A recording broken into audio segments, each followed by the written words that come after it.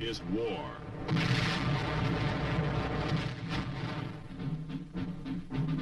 War and its masses. War and its men.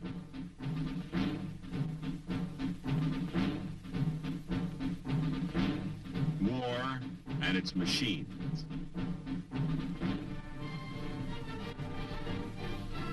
Together they form the big picture.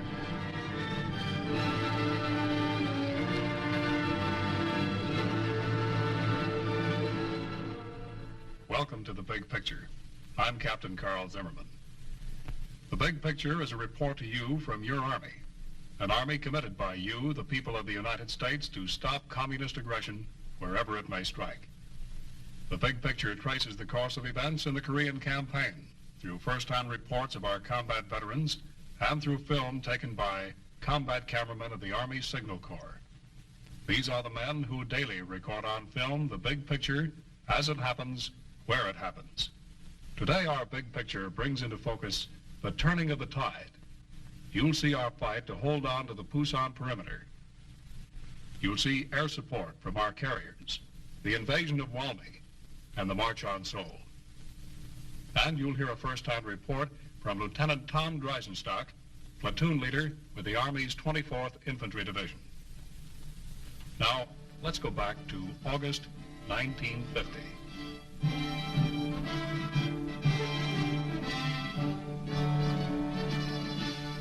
On 10 August, after 47 days of fighting in Korea, the tide of battle in the Pusan beachhead is ebbing and flowing for both sides.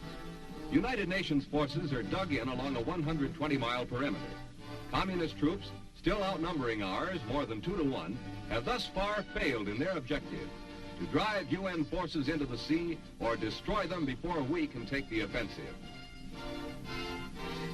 At the southern end of our beachhead, Task Force Keen, consisting of units of the 25th Infantry Division, the 5th Regimental Combat Team, and the 1st Marine Brigade, are driving toward Chinju in our first offensive of the war.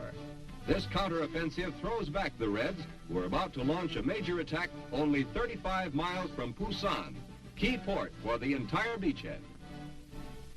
Southwest of Taegu, U.S. troops are reducing a communist bridgehead. South of Waiguan, U.S. troops are containing another bridgehead. North of Waiguan, a counterattack by South Korean troops pushes communists back across the river. Along the northern perimeter, west of Wisong, communists compel South Koreans to withdraw. At Pohang, Red troops have broken through the perimeter, threatening that port city and its airfield. However, to the north, South Koreans have recaptured Yeongdeok.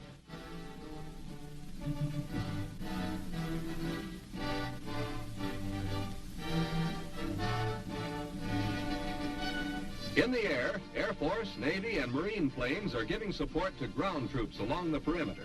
They also blast communications and military-industrial targets from Taegu to the North Koreans' northern border. Guns of United Nations ships also help in this mission. The struggle to defend the beachhead is a furious one, but we are holding.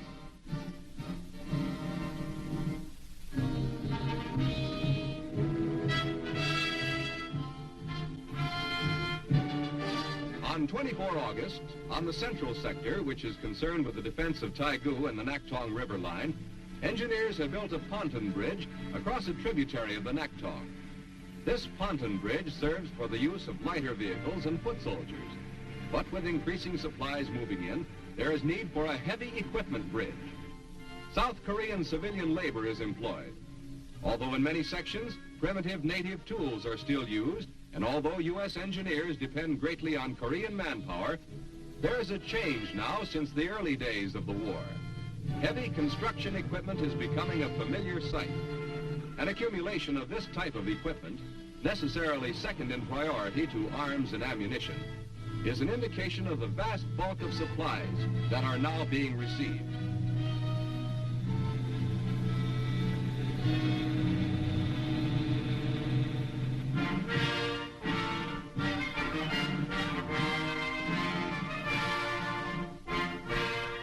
On 29 August, the British aircraft carrier Unicorn moves into Pusan Harbor. On deck are British troops bound for the Korean battlefront. Within a week, they are rushed to fight alongside 1st Cavalry troops east of Waiguan to help stop a threatened breakthrough along the Naktong River. These troops are the first infantrymen of a foreign nation to join in the United Nations police action. They are members of the Argyll and Sutherland Highlanders, composed largely of Scotsmen and the Middlesex Regiment, most of whom hail from the London area. Almost all of these Britishers have served in Hong Kong for 6 months, where they underwent rigorous training in hilly country very similar to that of Korea. Except for the 3.5 bazooka and U.S.-supplied rations, these Britishers will use their own weapons and supplies. Their uniforms are jungle green, with only the regimental pipers wearing the kilts, which won the Scots the nickname the Ladies from Hell.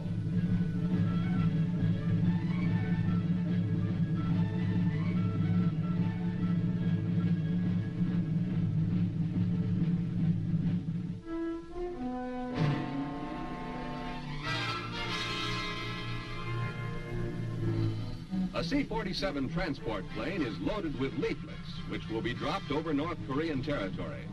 These drops are being made frequently to counter enemy propaganda. The C-47 transports carry heavy loads of leaflets for long trips into North Korea. For shorter trips, T-6s are used. Safe conduct passes. If the leaflet is found on a North Korean soldier by his own officers, the penalty is death. Over enemy territory, the packets are thrown out, and the wind takes care of sorting and delivery. Enemy captives report that these messages are often memorized to avoid the danger of having the leaflet found on the person.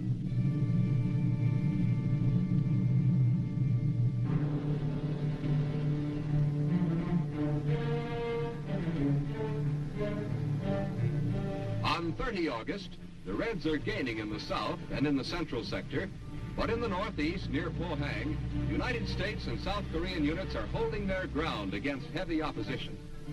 In this fight near Pohang is a company of the 24th Infantry Division supported by a platoon of tanks. These units are moving forward to attack a Red position called Hill 148, a ridge about 1 mile west of Pohang. The communist drive in this area is a 3-pronged thrust along the 10-mile front between Kigyi and Pohang. At this time, Pohang is in Allied hands. The enemy is infiltrating here, one group of unknown size having set up a roadblock south of Pohang, 3 miles behind the Allied lines. Infantry and tanks coordinate activities as they approach the jumping-off point. Intelligence has revealed that the communist attack on Pohang is an attempt to fulfill orders given the local Red commander to take the city at all costs in the next 24 hours. And for the Reds, it is a costly operation. An estimated 2,000 North Koreans have been killed in the last 2 days. Although U.S. elements are here in some strength, the weight of the attack is against the South Korean Army's 3rd and Capital Divisions and their 17th Regiment. This is the 10th week of the Korean War, and the fighting on all fronts has reached a peak of fury. Although at this time, military spokesmen are mentioning early offensive moves, the present situation does not appear optimistic. Enemy fire is encountered.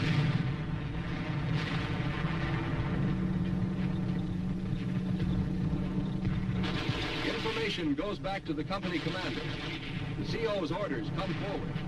The attack on Hill 148 is about to begin. The attack gets underway, slowly at first, and then with an increasing firefight. This is one small action in the big fight that is raging along the entire 150-mile front in Korea. A few miles of territory changes hands again and again. If the Allied line cracks at any point, the whole Pusan beachhead can be lost. Those were trying times for all of us. Our troops jammed into the small area of the Pusan Perimeter, defending against great odds, and at the same time, building strength for the eventual offensive. Lieutenant Tom Greisenstock was there. Tom served as a platoon leader for the Army's 24th Division. Tom, tell us what the defense around the perimeter was like. The defense around the Pusan perimeter consisted mostly of a plugging action. In other words, moving a division into the perimeter to fill up a gap penetrated by the enemy. And we did not have enough men to completely fill up a complete rectangle or a perimeter, so therefore we had to plug up the gaps and by moving the men around. Mm-hmm. When trouble started, you moved men right in there. That's right. Well, what were these attacks like, Tom? Well, these attacks were constituted mostly by a preparation of a mortar fire by the enemy. They were very good at this mortar fire, and they outnumbered us, I would say, approximately 5 to 1. They had a mass of men, and also they infiltrated in between our lines dressed as civilians, and all together just harassed us by that type of movement. Well, tell us about the breakout, Tom. What were the preparations for it like? Well, the preparations consisted of getting ready, getting our ammunition ready, getting our men ready, and the briefings.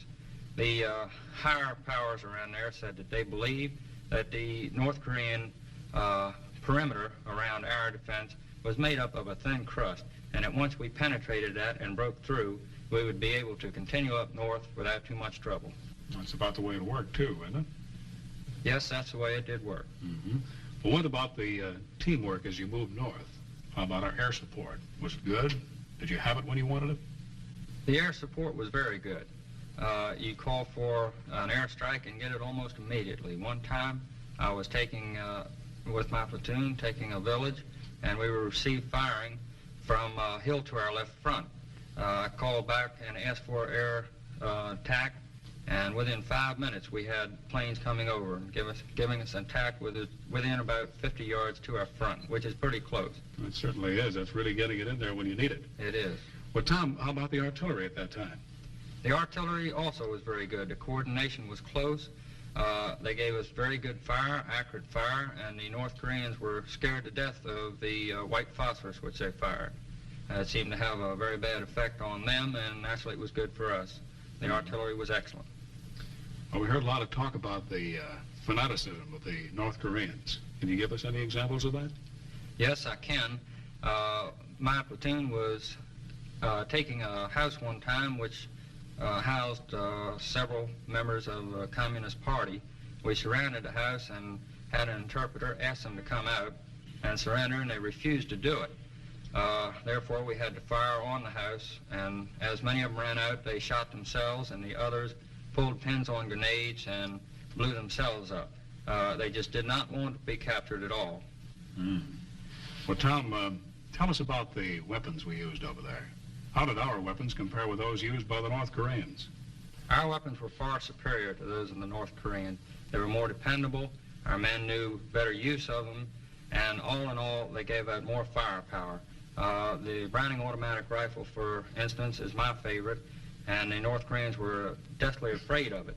It was a very good weapon, and there was no comparison between it and the North Korean Burke gun, as I call it. Had pretty much respect for that BAR of ours, didn't they? They really did. They were really scared of it. Well, now, Tom, when you're in the line with your men like that, moving for a long time, you get to know them pretty well, don't you? Yes, you do.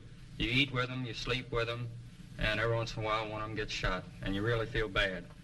You get to know them very well. Sergeant Tompkins, who was my platoon sergeant, was an old soldier. He was the type of man who really knows his business. And I owe a lot of credit to him for helping me into the platoon. We had younger men. I got to know those too. Our squad leaders, Freddie, Smokey, and those boys, you really get to know them fairly well. Back around the Pusan Perimeter before we broke out, because of the fact that we were shifting around an awful lot, it was very hard to try and size up your men. But regardless of this fact, I believe that we did fairly good, and I got a good chance to more or less size up my men. We were moving around quite a bit at that time, though. Well, Tom, it was men like you and the men of your platoon that held back the enemy in the Pusan Perimeter against very great odds. You kept that enemy from throwing us back into the sea. Let's watch now as some of our troops throw off a red attack. On 2 September, in the South Central sector, the 1st Marine Brigade is rushed to the battle lines near Yongsan to help throw back one of the main communist thrusts in their all-out offensive along the Naktong River. Communist strategy at this time is an attempt to achieve a major breakthrough between the 2nd Division's southern flank and the 25th Division's northern flank. These Marines have been rushed here after a brief rest, during which they regrouped.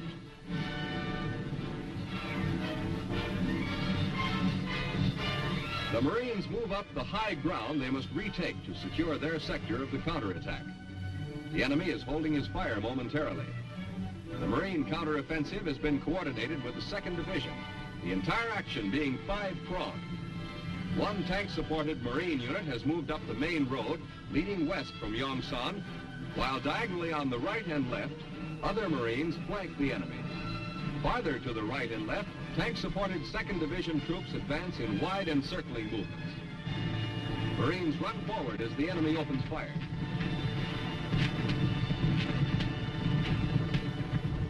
A wounded Marine runs back for aid. Other Marines resume the attack, moving slowly and waiting for the enemy to reveal his flanks and main position. Despite North Korean tanks, mortars, and automatic weapons, the assault continues.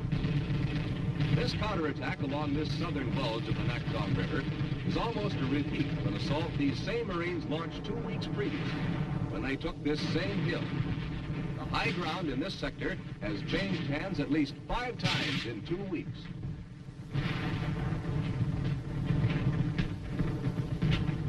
The Marines form a base of fire to drive the enemy off. The line builds up, and so does the firepower.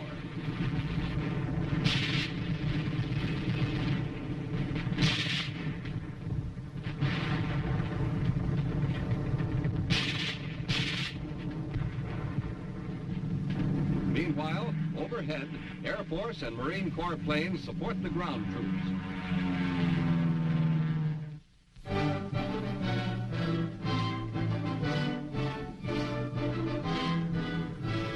Planes are ready for another strike on inland targets. Rockets are of particular interest at this time. 3 different types are being used. One of the first super explosive types to see service in Korea was the 5-inch Holy Moses. Later, the 11.75-inch Tiny Tim proved highly effective on bridges and similar large targets. The most recent arrival is the Navy's 6.5-inch Ram. Constant activity on these carriers has not dampened the crewman's sense of humor.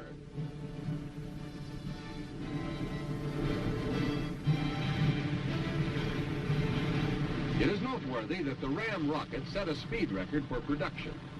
From its conference room conception to its appearance in combat, it took only 24 days. Aerial missions of the Navy and Marines often include both strategic and tactical action in the same strike. In the relatively small area of Korea, targets of opportunity count heavily.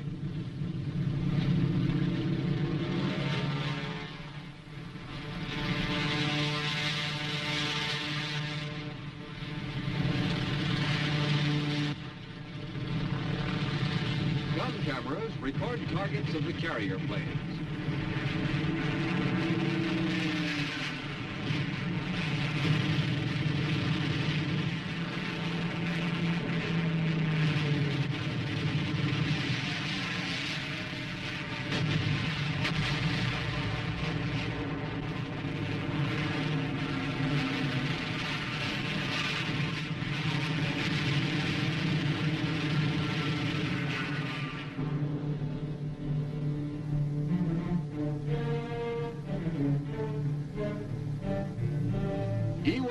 Japan. A B-26 raid is in preparation during the week of 6 September. The B-26 is armed with 16 50 caliber machine guns. These guns are electrically operated, and a single gunner can bring many of them to bear on the same target at once.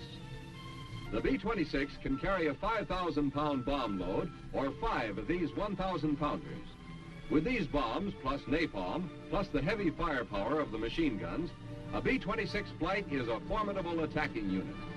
These planes have seen constant use in the Korean War, their targets ranging from strategic industrial areas in the north to tactical areas along the battle lines in the south. The B-26 is classified as a light bomber with a speed of more than 350 miles an hour. After their final briefing, crew members head for the field. This has become a familiar scene in United States air bases in Japan, from which B-26 sorties are flown on an around-the-clock schedule.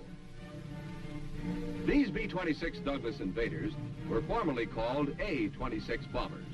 They differ from the B-26 Martin Marauders used in World War II. The present B-26 is a very adaptable plane, which is often revamped for different purposes. Cannon may be substituted for the nose gun. The plane can be adapted to carry a variety of explosives, for the B-26 is designed primarily for low-level bombing. It is seldom used for the high-altitude work of the B-29.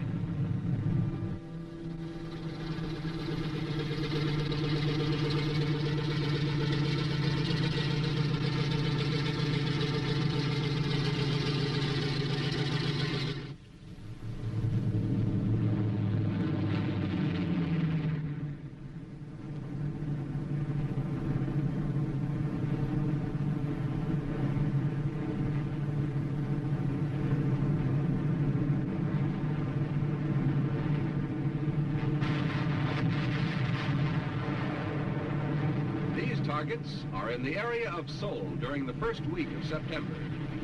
The little flashes of light on the ground are tracers from the B-26 machine guns. Occasionally, enemy flak comes up at the planes.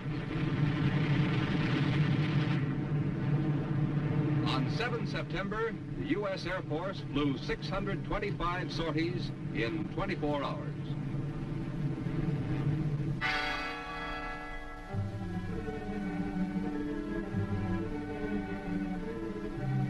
On 15 September, dawn breaks off the island of Walby. Ships of the UN fleet fire point blank at the island.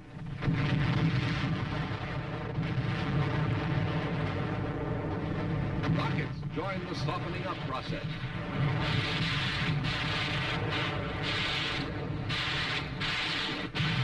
General MacArthur watches from the bridge of the flagship. This landing is a calculated risk. General MacArthur is using many of his reinforcements from the south.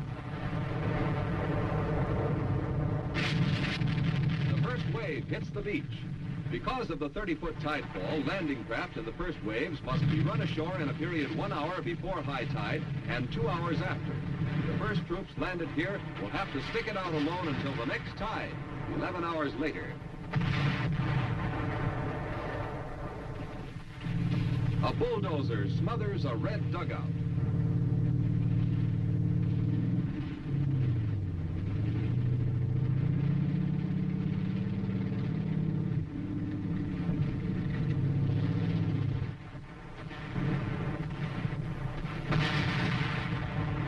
A firefight begins. All the Reds haven't been driven off by the bombardment. Captives are stripped to prevent concealment of weapons. Others are a little more formal.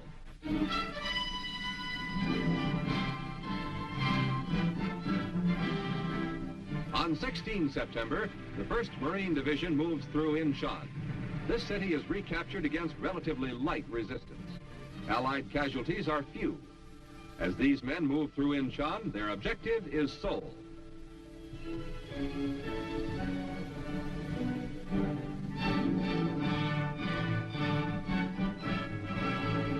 There are 2 Allied moves on Seoul, one from the south and another sweeping around from the north across the Han River.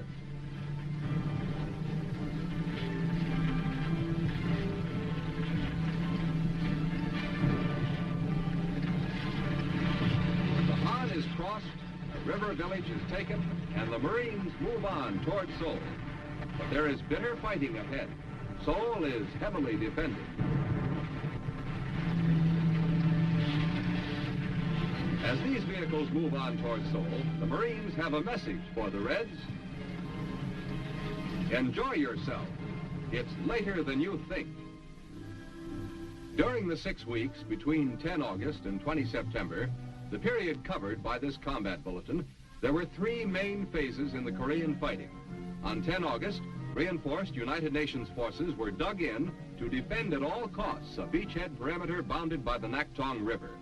we could withdraw no farther, could no longer trade space for time if we were to hold our beachhead and the vital supply port of Pusan. Communist forces were threatening Pohang, Taegu, and Masan in their drive at Pusan.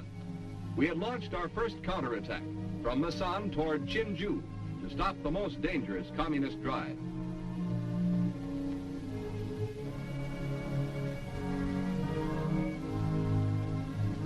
On 1 September, the communists launched their biggest drive of the war, all along our beachhead perimeter. It was an all-out effort to take Pusan, eliminate our beachhead in Korea, and destroy United Nations forces. We were being pushed back again toward Masan. Taegu was in danger from the north and south, and Pohang was being taken and retaken.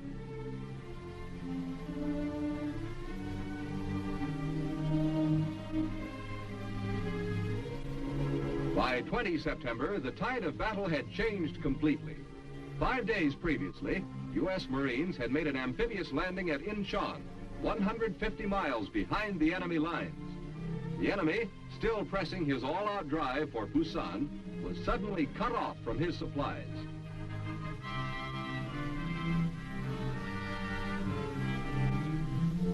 On 20 September, U.S. Marines were entering the outskirts of Seoul as U.S. 7th Division infantrymen fanned southward to head off communists retreating from the southern front.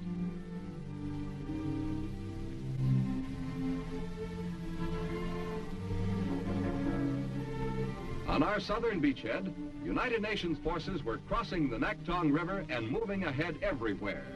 They were advancing at Pohang, south of Wisong, north of Taegu and at Waiguan, west of Changyong, and west of Masan.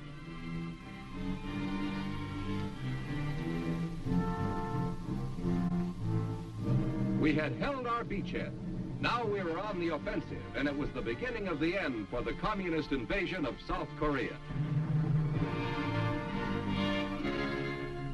Those were the events that comprised the big picture from August 20th to September 20th, 1950. Our thanks to Lieutenant Tom Dreisenstock for being with us today. Next week, our big picture will show the United Nations forces on the offensive.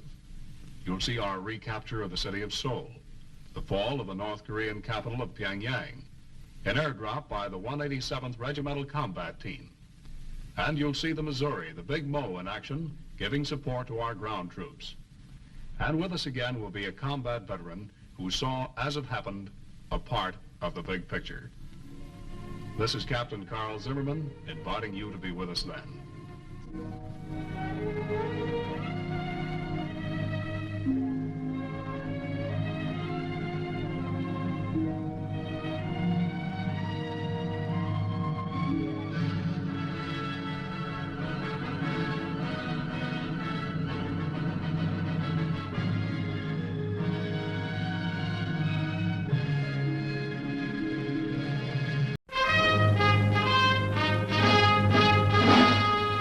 From Korea to Germany, from Alaska to Puerto Rico, all over the world, the United States Army is on the alert to defend our country, you, the American people, against aggression. This is the big picture, an official television report to the nation from the United States Army. Now, to show you part of the big picture, here is Sergeant James Mansfield. Today, the big picture brings you firepower. The story of the big guns and the men behind them. The story of the artillery. It's of interest to note that approximately 3/4 of all enemy casualties inflicted in Korea have been credited to artillery action. Now let's see how it happens. Let's go up front with the guns in Korea, learn what a fire mission is and how it's accomplished in battle.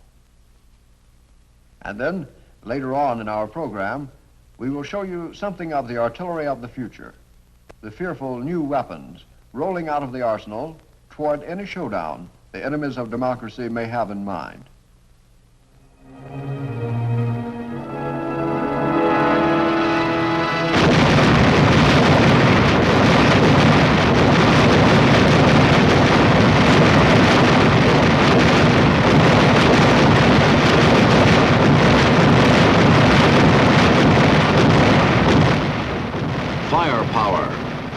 job of the artillery, to get it where it's needed, when it's needed, the kind that's needed. Whether an earthquaking barrage to launch a major action, or a lonely howitzer somewhere in Korea lobbing out a few rounds to take care of an enemy outpost. Artillerymen fire the anti-aircraft guns. They shoot off the guided missile.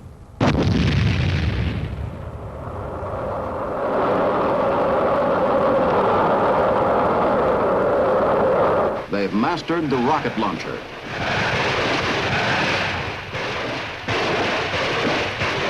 And they're all ready to cut loose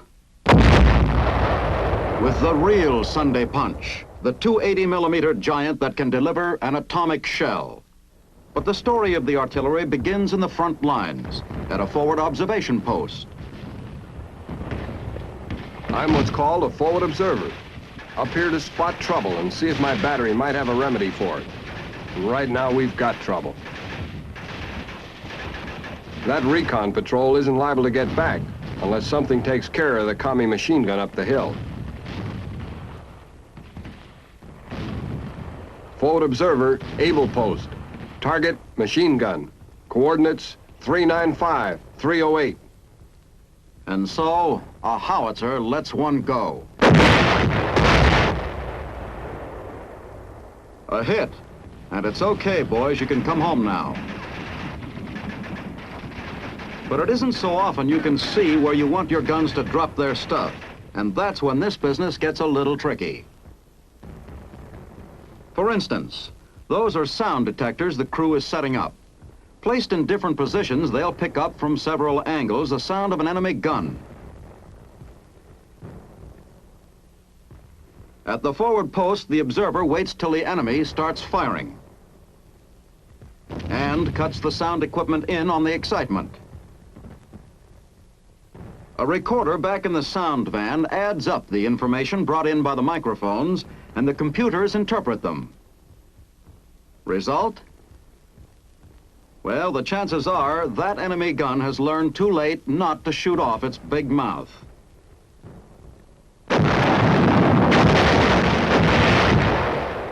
Another method of locating an enemy gun is by flash detection. The flash of the weapon as it fires is picked up by the scope, and back at the command post, the dope is translated into language that a gun can understand. So one of our howitzers talks right back.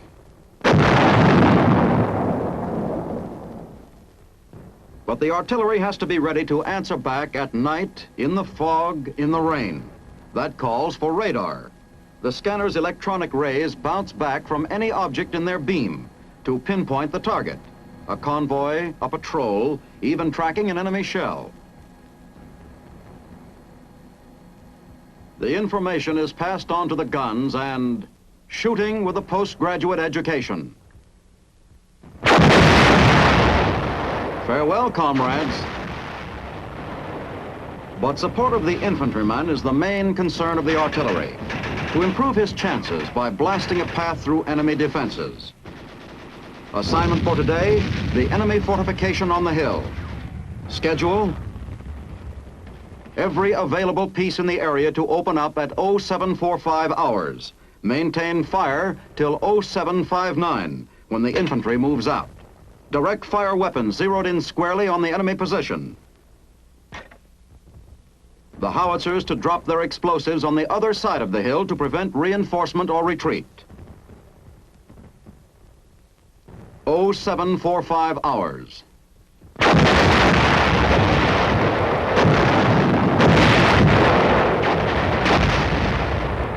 Firepower.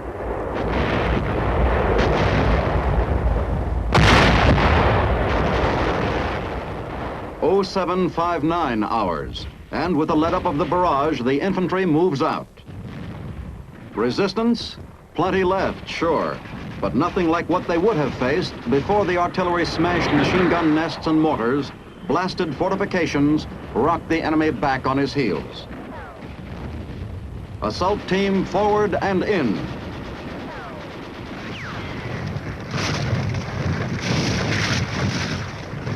While the infantry presses ahead to the objective, artillery observers from the air call for special fire on resistance points where there's no danger of hitting our own troops.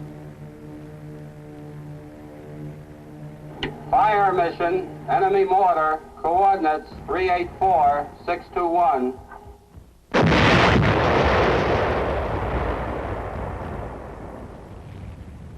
The infantry mops up. And another nameless but vital Korean hill is within the United Nations lines. The rubble of war. Empty shell casings by the thousands help to total the cost in taxpayers' money. But they also add up to a lot of taxpayers' lives saved. Taxpayers in uniform. Ammunition ship ahoy. Tight packed in her hatches, more thousands of tons of destructive power for our guns. Ticklish business where there isn't much room for mistakes, but the transportation men have handled a lot of ammo in Korea by now. Shells to add to the mounting stockpiles of the forces of the United Nations, even while our guns outfire those of the enemy 10 to 1.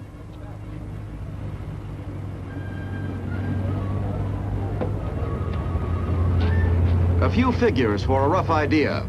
Artillery shells actually fired in Korea June 1950 to December 1952. 105 millimeter ammunition, 600,000 tons. 155 millimeter shells, over 300,000 tons. 8-inch howitzer rounds, better than 75,000 tons. Shipping and transshipping. From the U.S. to Japan to Korea. It's a long, long way to the front for the ammunition.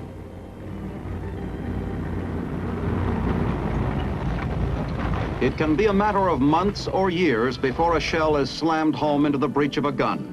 For though the U.S. 8th Army in Korea has often fired more than 200,000 rounds of ammunition in a single day, the supply must always be greater than the demand to pile up enough surplus for any need.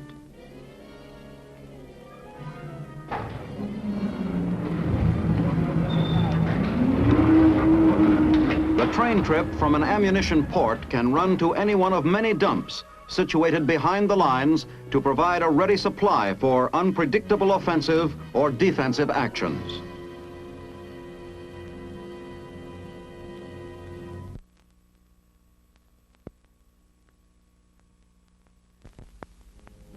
Korean civilian labor, for the most part, under supervision of our military, keep the tremendous tonnages of our ammunition pipeline flowing forward. Headed for one of the ammunition dumps scattered strategically behind every artillery concentration in the battle zone. And drive slow, take it easy. There's an awful lot of explosive up ahead. A big ammunition dump in Korea can cover anywhere to 7,500 acres, stacked from one end to the other with every kind of round, from pistol cartridge to shells for the 240 millimeter gun. And they can use the storage space when they have to help fill requisitions of as many as 1 million artillery shells for guns of a single division in a 2-week barrage.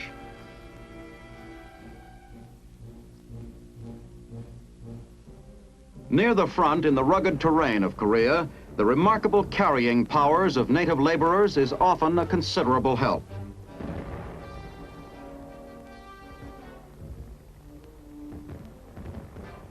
The Koreans have their own word for the work of the human pack animal. Chogi, they call it. Many of them carry more than their own weight, almost straight up.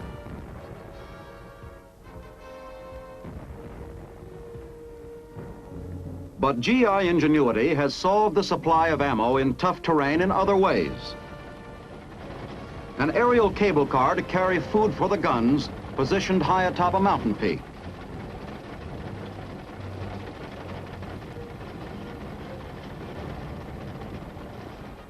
Preparation of the artillery now to blast a path for a major movement, a full-scale advance, each crew working over its piece to perform like a 17-jeweled watch.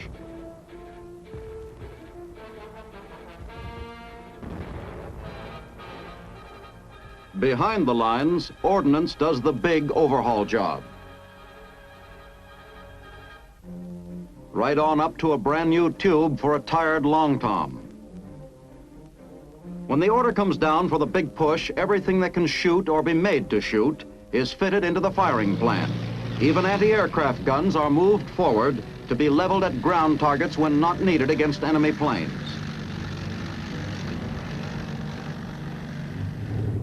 It's just the opposite with the tanks.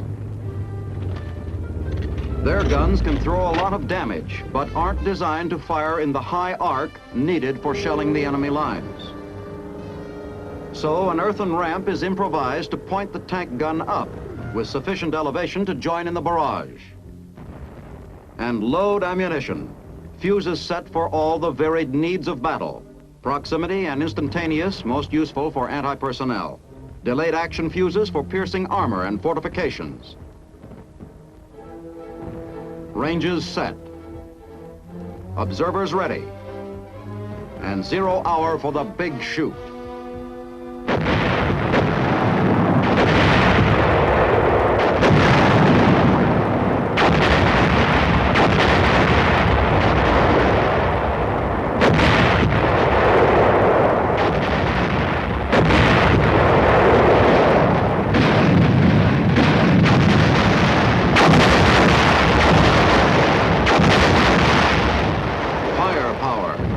Behind it, the brains and electronics of the fire direction centers, pinpointing targets, doping out elevation, azimuth for each gun.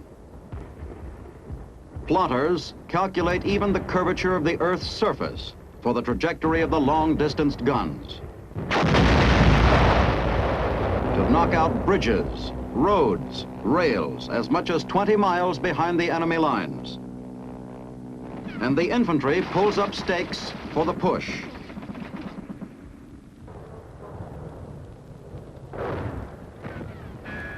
Now, even greater need for ranging precision to maintain a spearhead of explosives, maybe only 100 yards in front of our own men.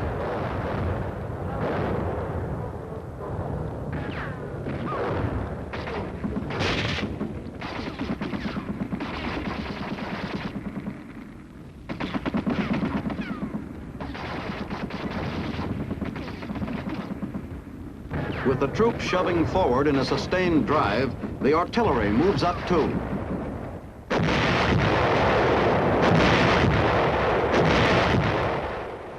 Other weapons leapfrogging ahead.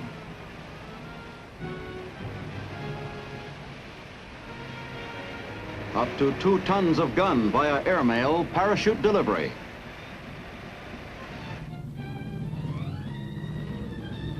Firepower in a hurry. Ammunition too getting there the quick way, and the artillery is ready again to let go, backing up the infantry in close support.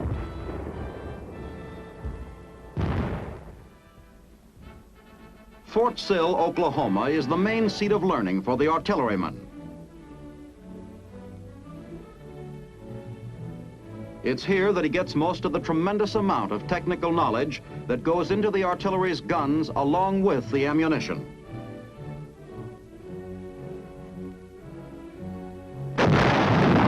There was a time when the artilleryman was taught to shoot straight, and that was about it. Today, he learns to fire practically around corners, with courses ranging as high as 47 weeks of intensive training.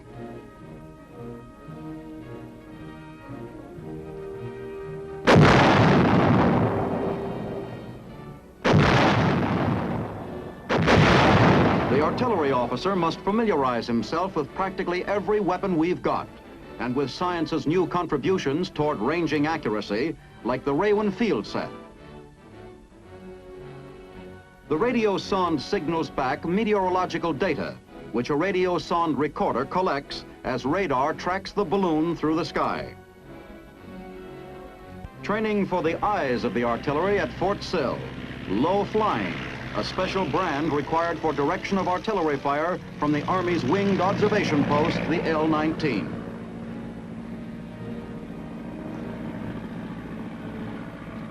And there aren't apt to be fine modern airports or even landing strips where the guns are, so pilots for the artillery have to learn to make do with anything they can find.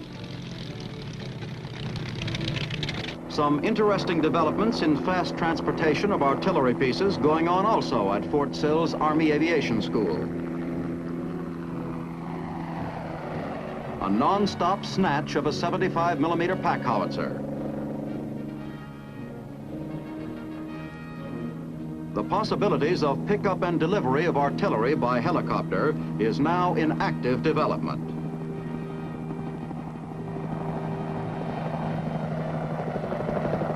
It puts down the weapon right where it's wanted, all ready for firing, and may soon answer pressing need for fast movement of firepower in and out of tough spots.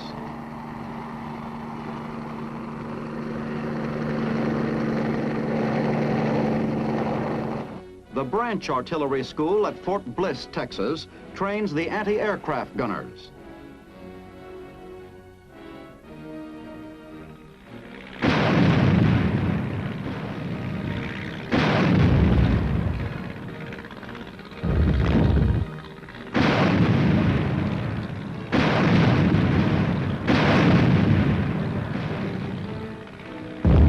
Not so good.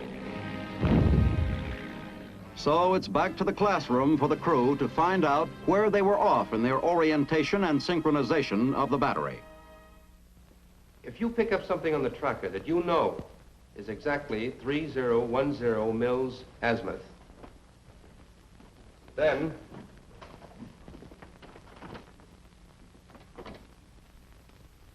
your dials should read that exact figure. Young men learning to become electronics experts as well as good artillerymen. Now, if they don't, all you do is mechanically adjust the dials to read 3010. The same thing holds true for radar and the guns. Back to the guns to put the teaching into effect.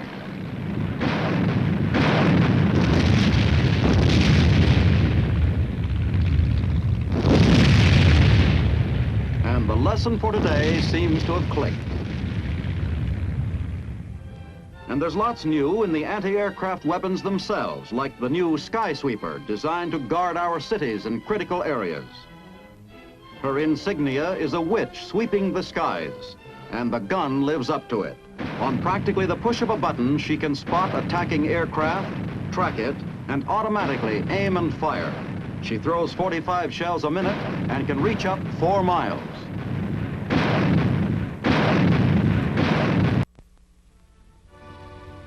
Firepower. And here's the biggest of them all, the new 280mm gun. Millions saw it for the first time in the presidential inaugural parade, the cannon that can fire atomic shells.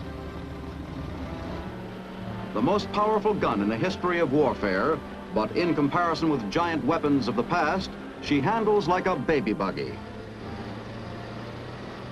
84 feet long, but capable of right-angle turns, whipping around corners with the agility of a hook and ladder.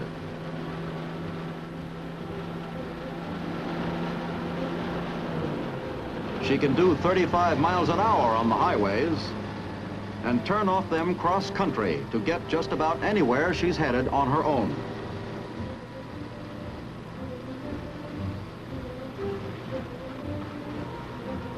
Complete mobility for the 85-ton rig, of enormous tactical value when the great gun is called into action. Suspended between its cabs, the gun can turn practically in its own length, a great help for fast maneuvering in tight spots.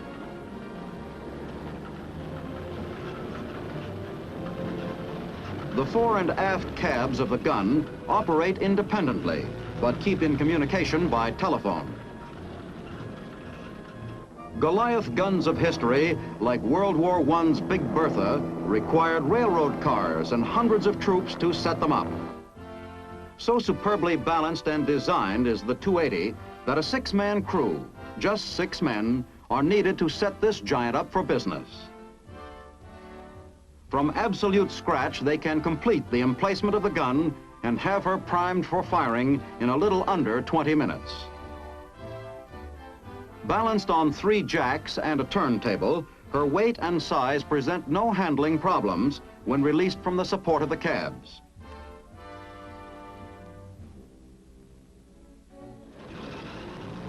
And clear gun for firing preparation.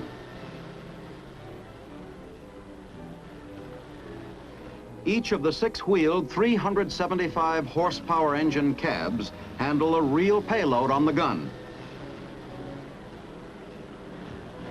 The individual tonnage is more than double that carried by the largest freight truck on a western highway. It's a long, long way from stem to stern. The barrel alone is 40 feet in length. First job, to get the gun's tube from transporting position to firing position.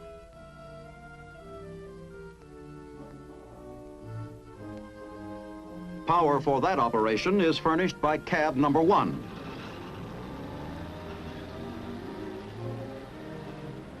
And to face her around to the direction of the target requires the manpower of only 5 of her crew members. So superbly balanced is the monster on her turntable.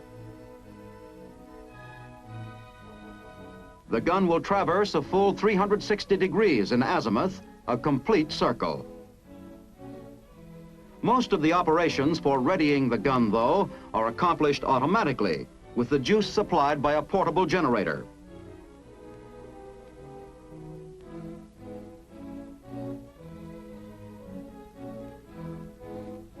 But no dependence on an electrical power supply for operation in battle. In the event of power failure, all of the gun's controls can be operated manually. The barrel can be lifted to fire at an angle of 55 degrees elevation. And the smoothly geared mechanism takes less than 30 pounds pressure to raise and depress the enormous tube. And ready to load her.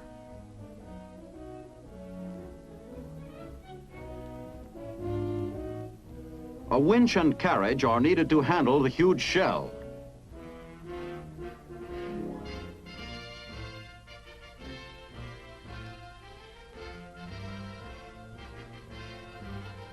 No, not the atomic variety this time, but the procedure would be just the same to load up with the kind that raises a mushroom of destruction.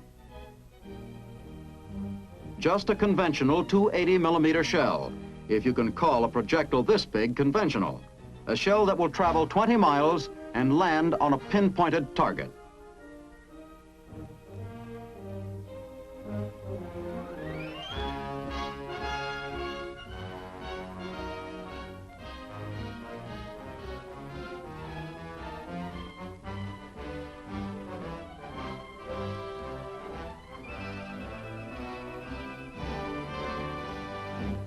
Squarely on the tray, and from here on, it's untouched by human hands.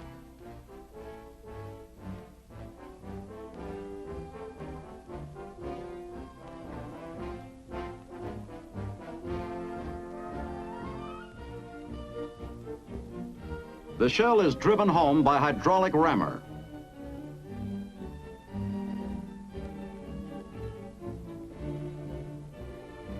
And next, the heavy powder charge to propel it.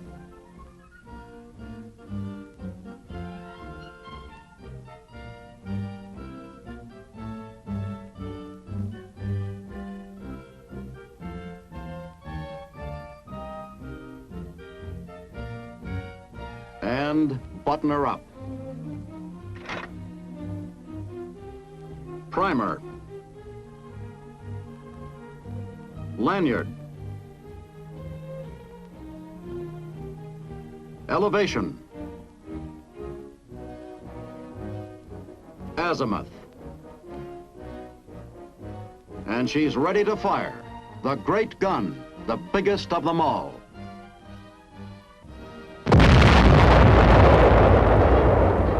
Firepower, from the world's first gun to speak with the fury of bursting atoms. Firepower, a big voice ready to sound off if needed for democracy. Firepower, the job of the artillery to swap steel and high explosive for the lives of our fighting men.